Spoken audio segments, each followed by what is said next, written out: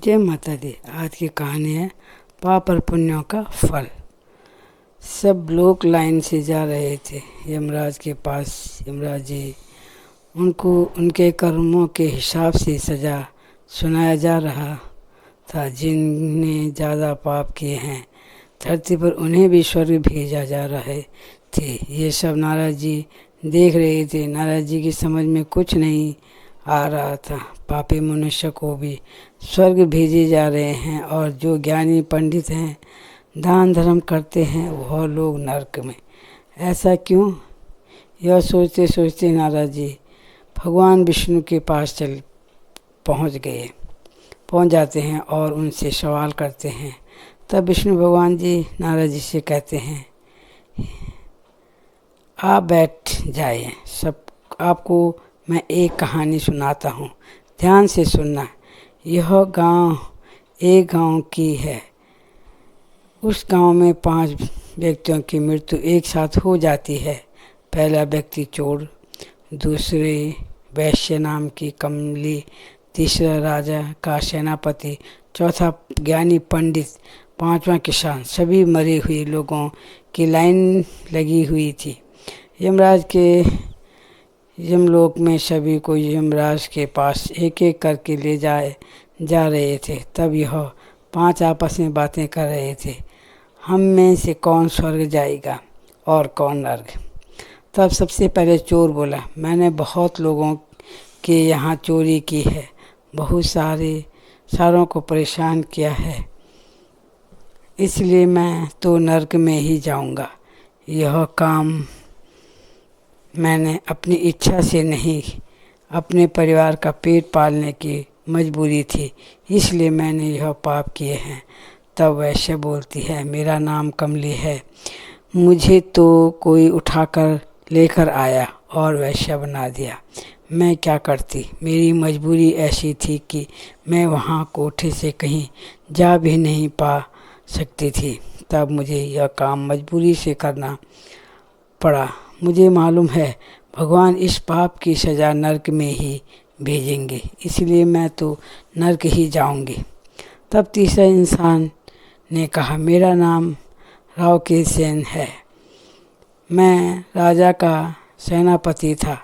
मैं राजा की आज्ञा से कई लोगों को मार गिराता और कईयों को सज़ा दिलवाता। मैंने तो सबसे बड़ा पाप किया है तुम चारों में से, पर यह मेरी भी मजबूरी थी।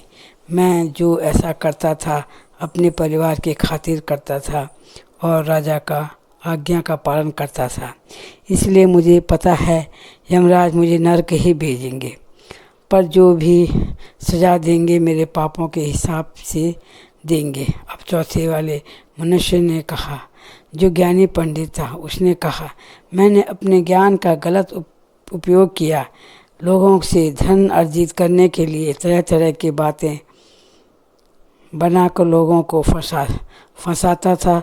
अपने ज्ञान का सही उपयोग न करके दुरुपयोग किया, इसलिए मैं तो सब चारों में से बड़ा पापी हूँ, मुझे ही नरक जाना होगा। अब बचा किसान कहने लगा, मैंने दान किया, धर्म किया, पूजा पाठ की, मैंने कोई गलत काम नहीं किया, मैं तो स्वर्ग ही जाऊंगा।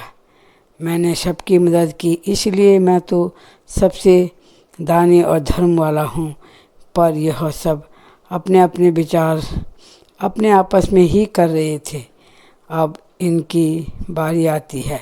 सबसे पहले चोर को बुलाया गया यमराज जी के पास। अब चित्रगुप्त यमराज जी से इसके कर्मों का, पापों का सारा व्याख्यान कर रहे थे और यमराज जी उसका आकलन कर रहे थे कि कितने पुण्य हैं और कितने पाप कर रखे हैं।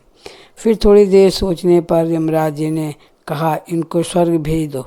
यह सुनकर चोर हैरान हो गया। चोर ने सोचा, मैंने कितनी चोरी की, फिर भी मुझे स्वर्ग भेज दिया।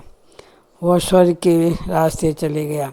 अब आ गई वैश्य का नंबर, यानी कमली। अब चित्रगुप्त ने कमली का लेखा जोखा यमराज जी से बताया। यमराज जी ने सोचा विचार किया, थोड़ी देर रुके, फिर यमराज जी ने कमली को भी स्वर्ग के लिए जाने दिया। कह दिया वैश्य चली गई। अब आए सेनापति रावकेत सिंह का नंबर। चंद्रगुप्त सेनापति के पाप पुण्य का हिसाब देता गया और यमराज सुनता गया। फिर यमराज ने सोचा और फिर उसको भी स्वर्ग भेज दिया। तीनों के तीनों तो स्वर्ग चले गए। अब आई पंडित ज्ञानी का नंबर। चित्रगुप्त ने पंडित जी का भी पाप पुण्य का हिसाब यमराज जी को बताया। यमराज जी ने सोचा और कहा इनको भी स्वर्ग भेज जाने दो, इन्होंने भी थोड़ा पुण्य किए हैं। अब रह गया किसान। किसान अपने ऊपर बड़ा घमंड था। किसान का नंबर आया तो चंद्रगुप्त ने किसान का सारा पाप पुण्य यमराज के से कहा। यमराज जी ने कहा तुरंत इसको नरक भेजो। जैसे ही यमराज के दूत किसान को नरक की ओर खींच रहे थे, तब किसान ने कहा ठहरो, मुझे यमराज जी से सवाल करना है, रुको। फिर उसने सवाल किया यमराज जी से, आपने मेरे साथ पक्षपात क्यों किया?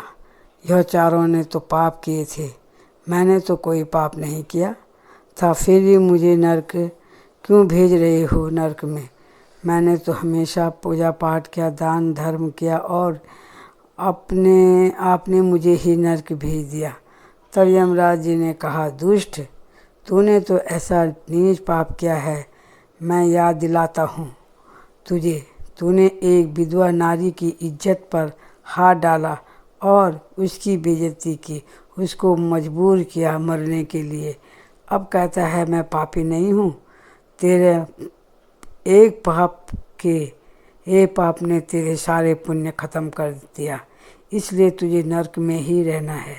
भगवान विष्णु नारद जी से कहते हैं यह सारा लेखा जोखा हिसाब किताब यमराज और चित्रगुप्त करते हैं। हम सब सोचते हैं हम पुण्य कर रहे हैं, इतना दान दे रहे हैं, तो हम पाप करते हैं और ऐसा सोचते हैं हमने दान दिया, धर्म किया, हमने जो भी पाप किया होगा सब पुण्य में बदल जाएगा। ऐसा नहीं होता है। नारद जी कहते हैं अब मेरी समझ में सब कुछ आ गया है। फिर भगवान विष्णु कहते हैं नारद जी सुनो, जो वह चोर था वह चोरी तो करता था, पर उस चोरी का एक भाग गरीबों में बांट देता था, और चोरी भी ऐसे लोगों के घर में करता था जो कि गरीबों को लूटकर अपनी तिजोरियां भरता था। इसलिए उसका पाप से पुण्य ज़्यादा थे, इसलिए उससे स्वर्ग मिला।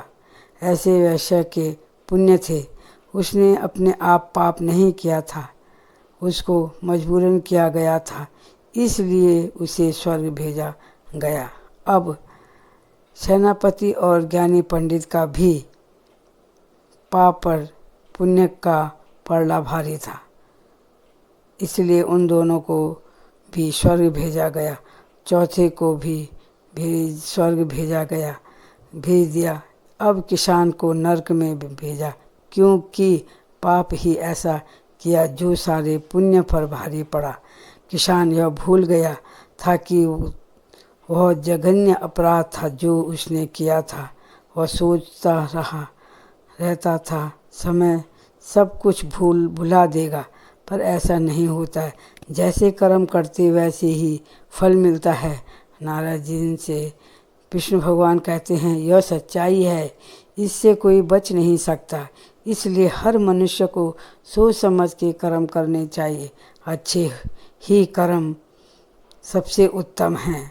कभी भूल से कोई पाप हो जाता है, उसे भी भगवान माफ़ कर देता है, पर जानबूझकर किया हुआ पाप कभी माफ़ नहीं होता है।